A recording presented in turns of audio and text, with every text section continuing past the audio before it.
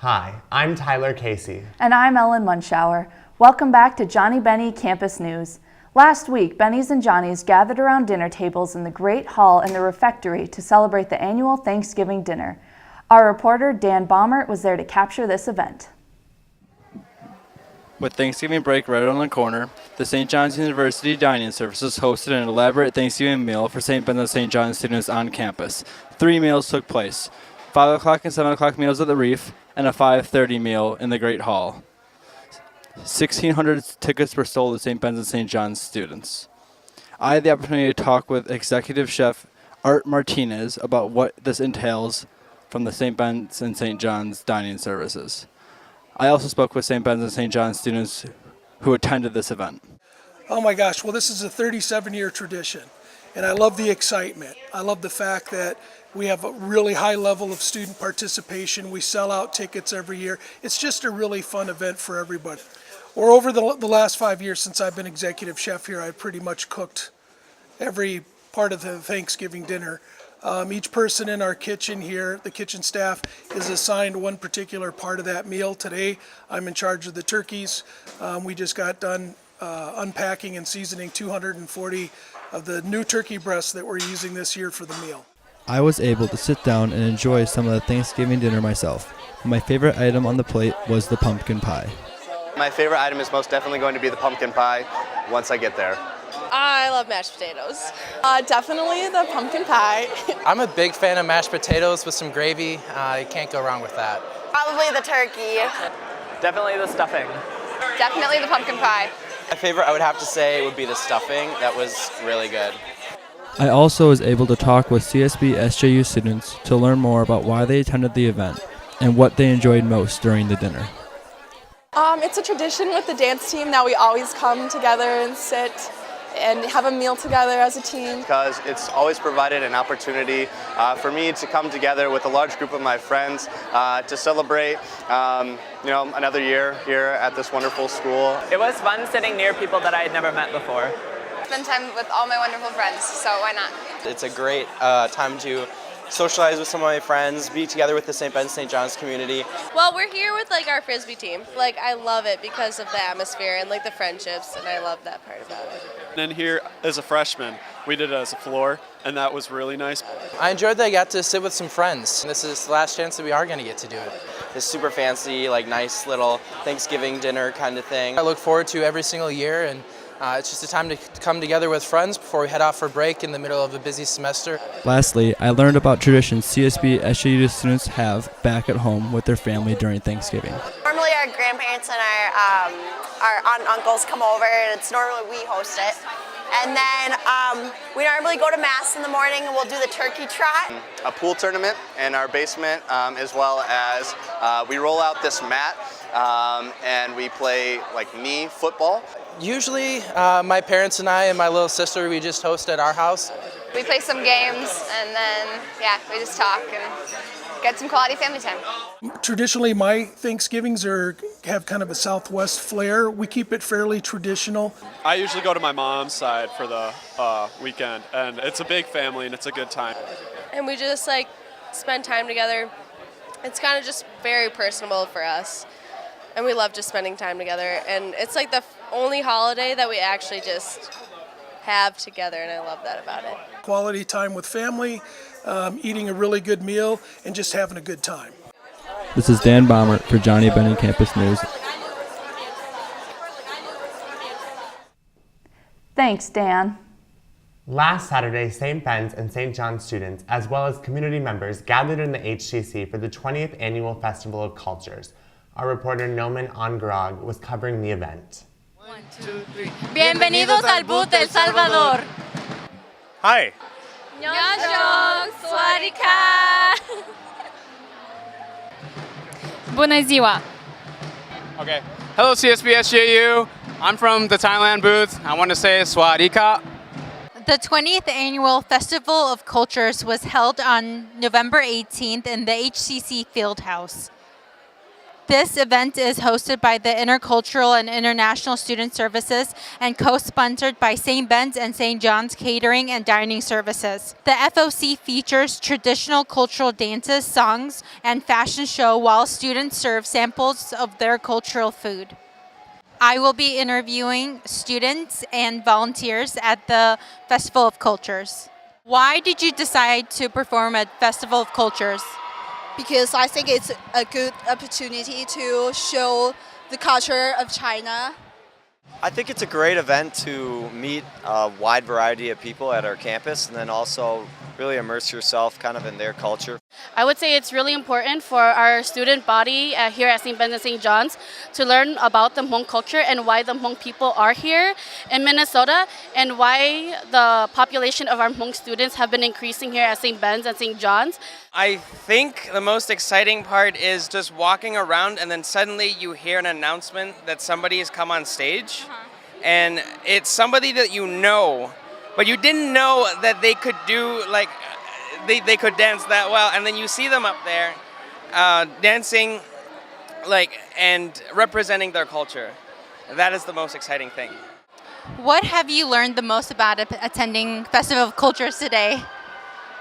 It's really interesting to watch all the dances, and sometimes it feels like on this campus there's just like little pockets of culture, but it's really all around us, and it's really cool to experience as like a whole and really come together as a community a little bit more. I think it's good for us to show our support for the students who are out here doing this stuff. I think it's good to show the rest of the community that we're as invested in this stuff as the rest of the students are.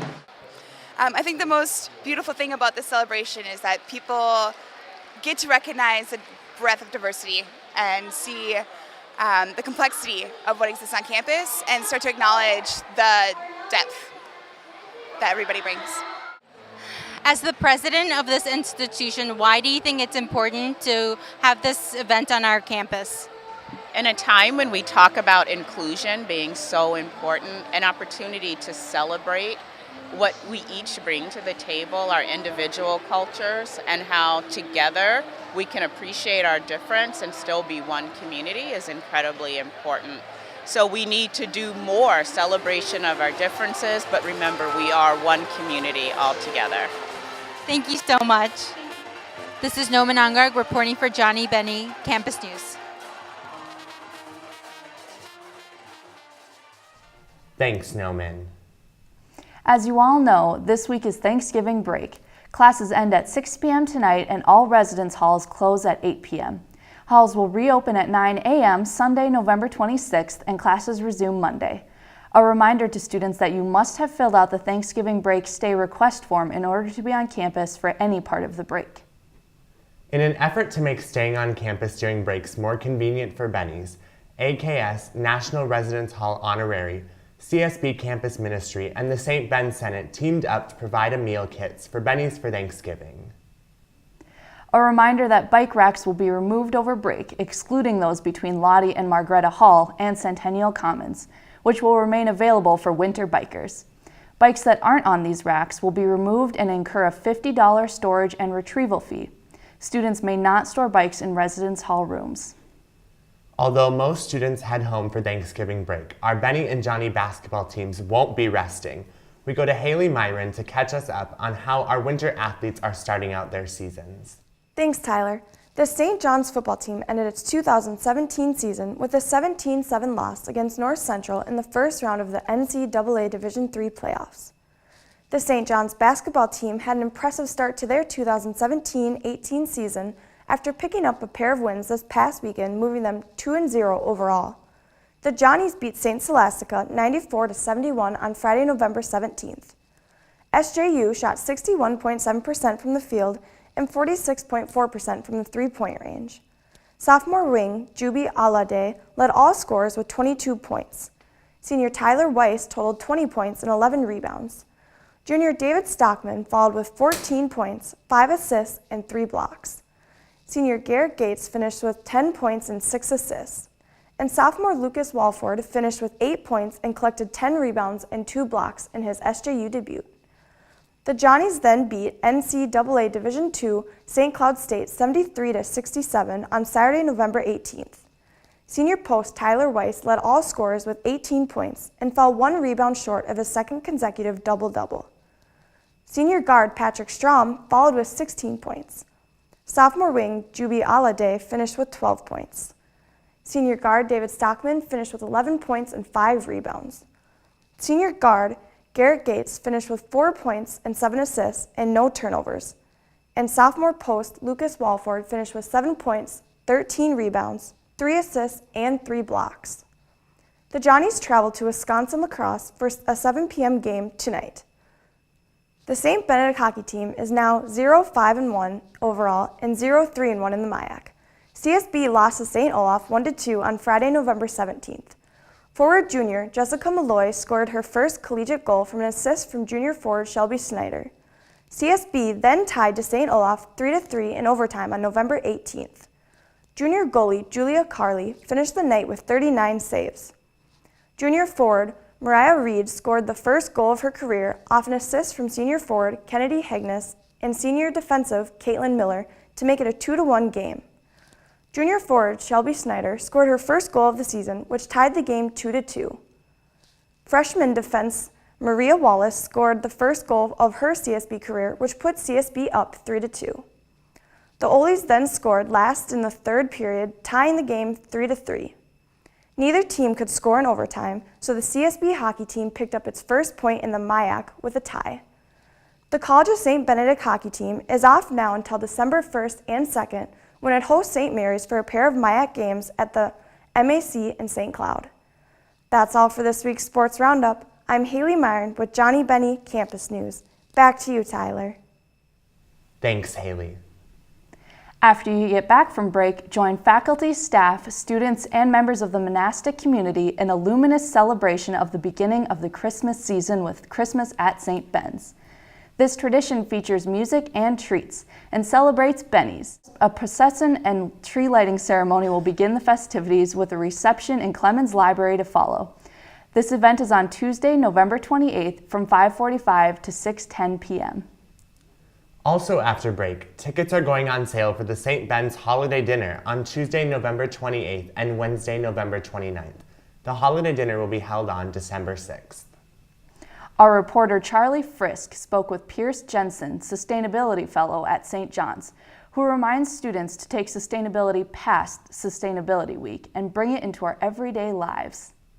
So my name is Pearce Jensen. I'm the Sustainability Fellow at St. John's, and I'm basically in charge of educating students and staff about different processes we have on campus, such as recycling and where we get our energy from. St. Ben, St. John's Sustainability Week took place November 6th through the 10th.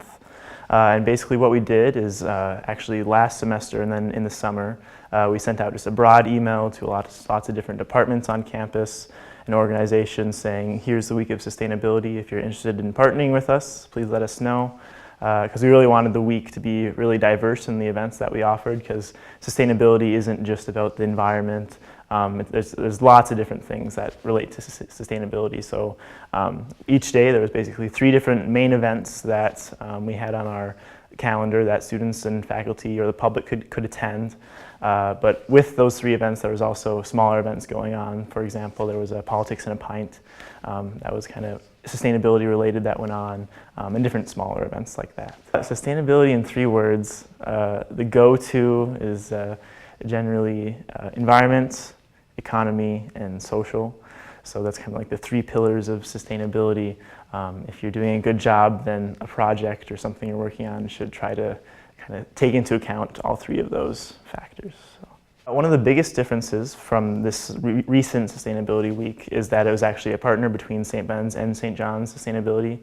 So in the past, it's usually actually only been put on by St. Ben's, so a lot of the events have just taken place over on that campus. But this year we were like, why don't we do this together? Because that just makes sense.